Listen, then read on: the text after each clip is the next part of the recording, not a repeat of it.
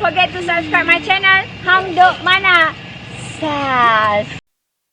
Assalamualaikum, selamat datang lagi ke channel Hang Duk Mana. Mari kita dengar respon Datuk Kak Ahmad Amir terhadap sanksi. Isu terkini ialah, bukan banglo saya, Abang Budin bertarung dengan you kumpul duit. Kita baca sedikit. Menteri Besar Kedah Ahmad Sanusi Mak Noor mendakwa pemfitnah sedang bekerja keras menjelang pilihan raya untuk mempengaruhi orang ramai bahawa dia kini hidup kaya raya hingga mampu mempunyai rumah banglo di seperti yang ditularkan melalui media sosial. Okey, mari kita dengar respon Kak Ahmad. Di akhir nanti kita komen macam biasa. Hari ini banyak di laman media sosial terdedah kisah bagaimana siapa sebenarnya pemilik syarikat yang mendapat kelulusan menggondolkan Gunung Inas di Baling untuk ditanam dengan ladang musang king. Malahan kesan daripada penggondolan bukit tersebut mengakibatkan banjir di Baling, saudara. Banjir besar itu hari. Dalam laporan yang saya terima bahawa syarikat yang bertanggungjawab menanam pokok durian musang king itu didedahkan. Di mana katanya Menteri Besar telah pun meluluskan syarikat tersebut adalah dari Pulau Pinang. Saya tahu namanya, tak boleh sebut saudara sebab ini nanti mendedahkan saya juga, nanti boleh disaman. Dan katanya syarikat tersebut juga secara langsung bersama Kerajaan Negeri Kedah juga katanya terlibat dalam usaha untuk membangunkan projek pembinaan lapangan terbang antarabangsa Kulim. Meliputi pembangunan bandar, Aerotropolis, Airport City di Mukim Sidam Kiri di Kuala Muda, Kedah. Katanya. Jadi syarikat sebut dia ada banyak company yang ditulis dihantar pada saya. Bagi saya tak perlu saya sebutkan satu persatu, kerana kalau ada lah perkara ini berbangkit di mahkamah, biarlah mahkamah menentukan. Kerana ini melibatkan soal tanah-tanah yang begitu besar yang digondolkan, ditanam dengan musang king. Saudara, malahan katanya syarikat sebut juga pernah memberi derma RM1 juta kepada penggerak ekonomi negara. Hebatlah syarikat sebut, saudara. Artinya masih lagi melibatkan kapitan. Aduhai, sejauh mana sampai bila lah kita nak bergantung dengan kapitan-kapitan ni, saudara. Saya pun wallahu a'lam bisawab. Kita tunggulah laporan selanjutnya. Begitu juga sekarang ni saya nampak tular dalam media sosial, saudara. Bagaimana gambar, pemain media menyiarkan gambar sebuah rumah indah, rumah agam yang tersergam yang terdapat di Sik, Kedah. Ada orang mengatakan itu rumah milik Yang Amat Berhormat Menteri Besar Kedah, Datuk Seri Sanusi. Tapi bagaimanapun hari ini beliau menafikan dan mengatakan rumah itu adalah milik abangnya. Rumah tu saya rasa berjuta-juta juga harganya. Tapi menurut hantaran penjelasan daripada pejabat Yang Amat Berhormat Menteri Besar, katanya itu adalah milik abangnya bernama Budin. Itu rumah tu Budin punya, katanya. Abang saya. Dan katanya latar belakang Budin inilah sebagai penyelam laut dalam. Dia kerja berpuluh-puluh tahun, maka dia mengumpul wang, maka dapatlah dia membina rumah yang sebegitu indah. Dan banyaklah orang bercakap soal tu, saudara. Sejauh mana benar atau tidak, terpulang. Tapi menurut pejabat Menteri Besar, itu bukan rumah Datuk Seri Sanusi, tetapi ia milik abangnya. Terpulanglah pada kita. Sebab tu saya katakan sekarang ni, politik tu, saudara, kejam. Politik tu kejam, saudara. Segala-galanya akan disingkap. Jangan main-main, saudara. Sebab itu anda sebagai pemimpin, jangan sekarang, tambah sekarang hari ni, saudara, segala informasi berada di hujung jari. Tak boleh nak diselindung. Kalau ada sesuatu kebejatan, dia akan terserlah. Jadi sebagai pemimpin, anda harus mewujudkan atau memperlihatkan integriti yang telus. Jangan buat sembarangan keputusan, jangan menonjolkan kekayaan. Saudara. Tapi yang ini saya nampak gayanya Yang Amat Berhormat Menteri Besar Kedah. Dia menafikan banglo besar yang mahal itu bukan miliknya tetapi milik abangnya. Saya satu sen pun tak keluar duit, katanya. Mudah-mudahan itu cerita benar. Dan hanya Allah SWT saja yang tahu. Mewujudkan akta menentang Alibaba. Modus operandi mudah. Kerana saya baik dengan menteri, saya baik dengan Menteri Besar, minta tanah. Kononnya mempunyai wang yang banyak. Minta untuk membangunkan satu kawasan. Dapat 50 ekar tanah untuk pembangunan. Adakah majlis pecah tanah Menteri besar pun turun, ataupun menteri, atau Perdana Menteri turun. Potong reben dengan paluan lompat kompang untuk meyakinkan warga. Jadi, ramai lah orang nak beli. Menaruh harapan. Akhirnya, lepas dia terang terus. Sebab, apa risau? Aku nak buat untung. Yang tengah-tengah jalan ni, saudara, yang ini dapat orang perantaraan antara dia dengan pihak pemimpin juga dah. Ini yang kata sakau menyakau, saudara. Itu keadaannya. Saudara Wadi Hana, Wadi, dia kata mereka semua dengar boleh, percaya jangan sekali. Itu keadaan, saudara. Sebab itu, Yaakob Bob, kerana banyak sangat pengamal rasuah di negara kita, itulah yang sedang kita nak usahakan. Selagi adanya budaya rasuah, selagi itulah kebejahatan berlaku. Saudara Mir Rashid, ialah lepas pecah tanah, pecah amanah. Itu keadaannya, saudara. Baik, saudara. Ini countdown lah, kena bercakap lah, dekat-dekat ni pilihan raya ni. Sekarang, saudara, saat ini, daripada pukul 7.50 tadi, berduyun-duyun lah pemimpin-pemimpin daripada parti-parti gabungan dalam Pakatan Harapan. Mereka berhimpun di bangunan Rumah UMNO di tingkat 36, Sekretariat Kerajaan Perpaduan. Kerana malam ini, tak tahu lagi lah apa keputusannya, satu keputusan akan diambil berhubung dengan pembahagian kursi-kursi di 6 buah negeri yang bakal melangsungkan pilihan raya negeri. Kedah, Kelantan, Terengganu, Negeri Sembilan, Selangor dan di Pulau Pinang. Hari ini satu keputusan besar akan kita ketahui, kita tunggulah nanti, saudara. Saudara, tapi bagaimanapun selalu saya katakan, dalam kita menghadapi pilihan raya, apa sajalah, saudara, dalam berpolitik ni, kita harus mengumpamakan parti kita ni sebagai sebuah kapal. Tapi kena ingat, saudara, kapal itu dia tidak akan tenggelam kerana air di sekelilingnya. Kalau air saja, kapal tak bocor, tak ada masalah, saudara. Dia boleh berlayar, datang ribut ke apa pun, boleh berlayar. Tetapi masalahnya, kapal itu akan tenggelam kerana adanya orang yang mengizinkan air masuk ke dalam kapal. Sama ada dibuka pintu, sama ada dibuka dia punya mata kop, ataupun ditebuk dari dalam. Maka air masuk, tenggelamlah kapal itu. Ini masalah yang saya lihat parti yang dulu selama ini begitu disantuni, begitu dikagumi oleh warga, dan warga kita memang tutang budi, saudara, pada parti UMNO. Tapi kerana ditebuk dari dalam. Syukurlah sekarang ni, saudara, penebuk-penebuk itu sudah pun tersingkir daripada UMNO, tapi masih lagi menimbulkan kebejahatan. Bila mereka di luar, muka mereka menyerang. Jadi selama hari ini mereka menjadi parasit dari dalam, menebuk kapal kita ini, dan bila mereka didapat dihidu dan diketahui sikap buruk mereka itu, dan mereka berada di luar, sekarang ni mereka menyerang. Itu keadaannya, saudara. Begitu juga, saudara, dalam kes sekarang ni ada pula tiba-tiba saya ketawa, saudara. Mereka yang parti yang mengheret Datuk Seri Najib ke muka pengadilan, dan sehinggalah beliau terhumban ke penjara Kajang, saudara. Mereka pula sekarang ni nak jadi juara membela Datuk Seri Najib. Matlamatnya lain tak ada, saudara. Hanyalah untuk menggapai keyakinan agar pengikut-pengikut tega Datuk Seri Najib menyokong mereka pula. Saya kata, apa benda kegilaan politik apa yang dilakukan?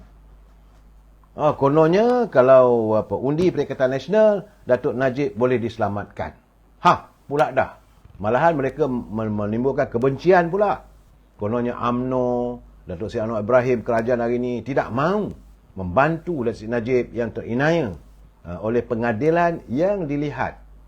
Cara-cara perbicaraan yang dilihat, yang menimbulkan persepsi Datuk Seri Najib tidak diberi keadilan dalam perbicaraan berhubung tentang Hakim Nazlan dan juga mereka yang lain yang tidak turut diseret ke muka pengadilan seperti Jolo, Zeti Aziz, Faizal, Nek Faizal dan ramai lagi. Tapi kenapa Datuk Najib seorang saja? Maka diwujudkan satu persepsi seolah-olah Datuk Seri Zahid ni, Datuk Seri Anwar Ibrahim tidak mahu membantu menegakkan kebenaran ataupun membela keadilan untuk Datuk Seri Najib. Sebenarnya mereka sedang berusaha, saudara.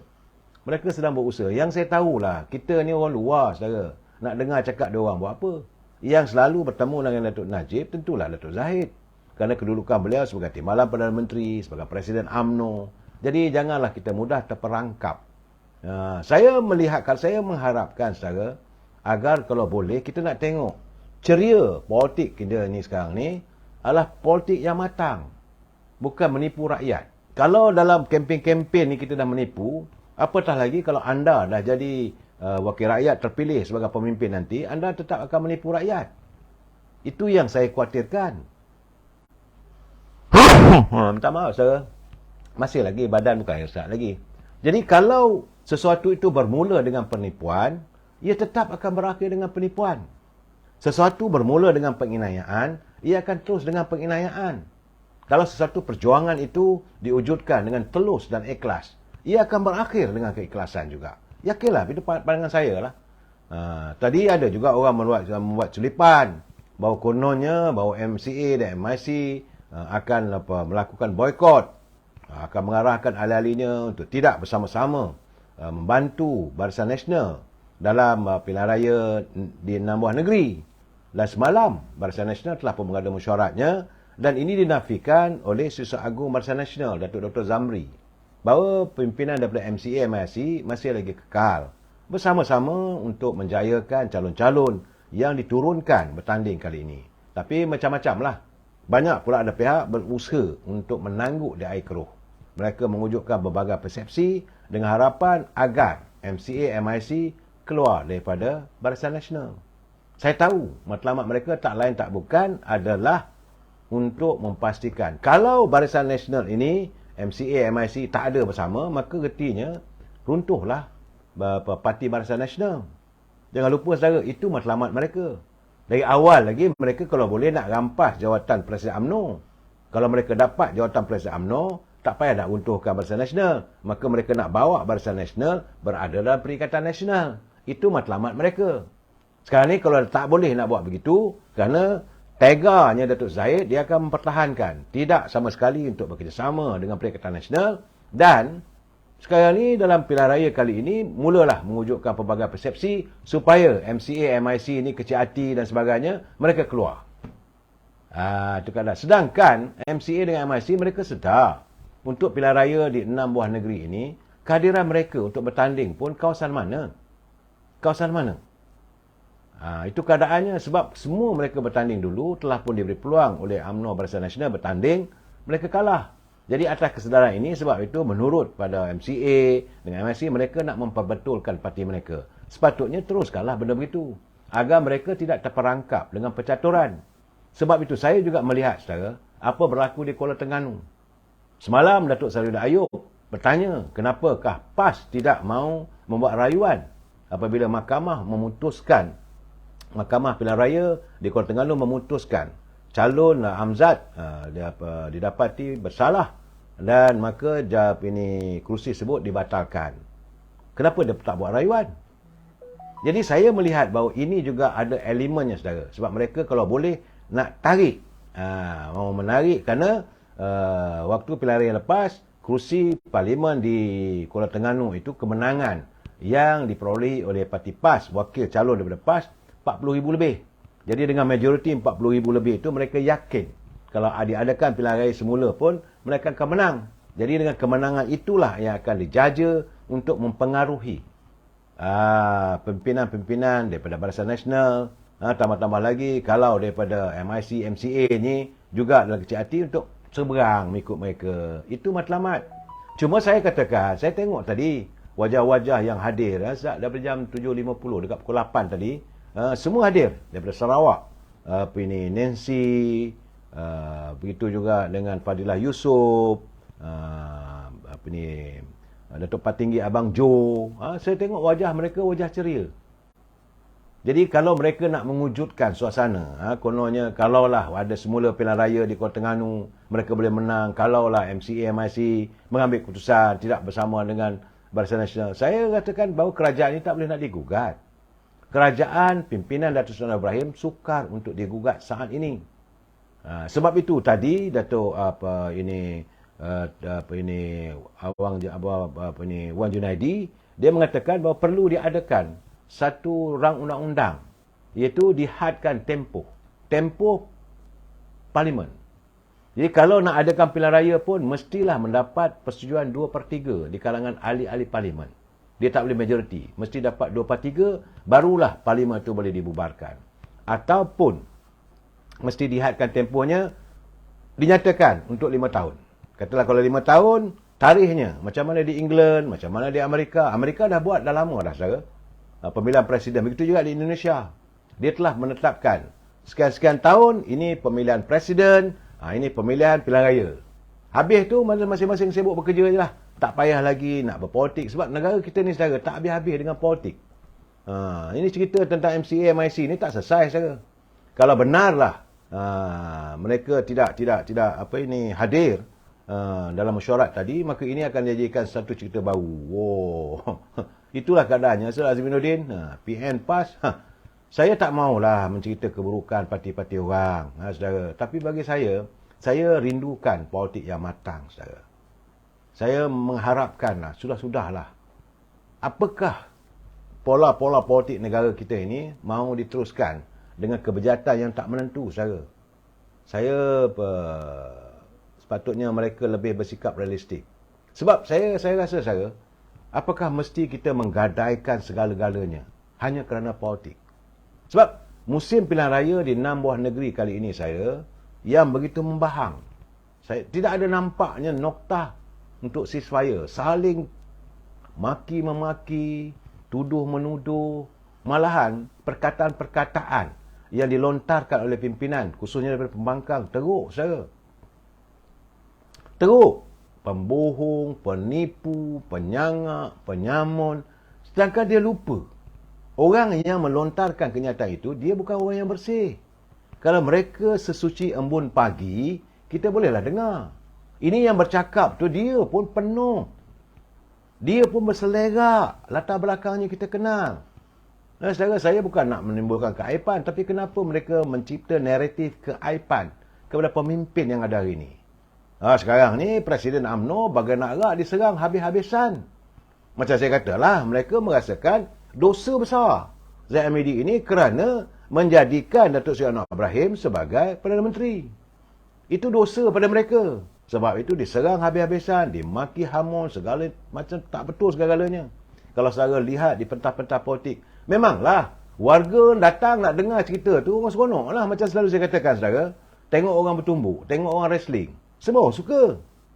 Tapi apakah mereka akan bersetuju dengan apa yang mereka memberi pandangan mereka? Itu tak betul, saya.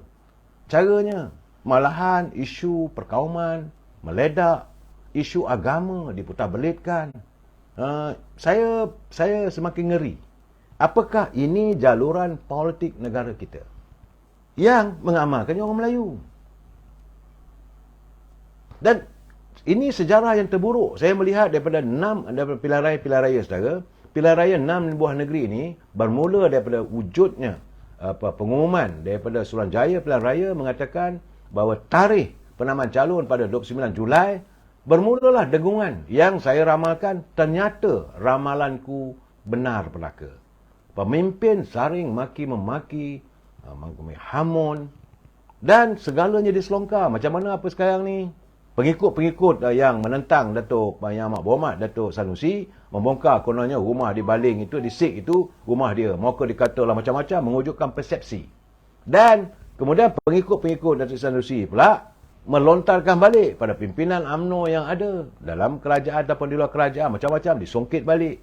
Kemudian serangan diajukan kepada Presiden UMNO, ditalakan pula kepada Perdana Menteri. Saya kata, sampai bila?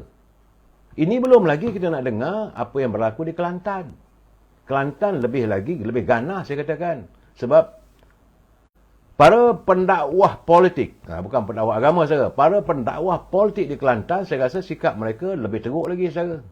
Teruk. Diwujudkan naratif macam-macam dengan menggunakan agama untuk mempengaruhi. Sedang akhirnya warga kita yang beragama Islam, yang syumul, yang suci ini boleh terpesong akidah mereka. Begitu juga dengan ketenteraman, harmonis bangsa kita cuba dijelmakan kebencian. Ini satu benda yang tidak sihat, saudara.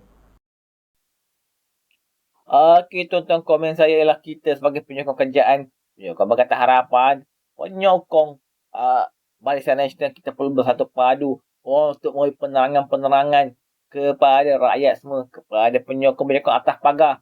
Kerana mereka lah yang akan menentukan siapa yang akan beri kemenangan kepada PRN nanti.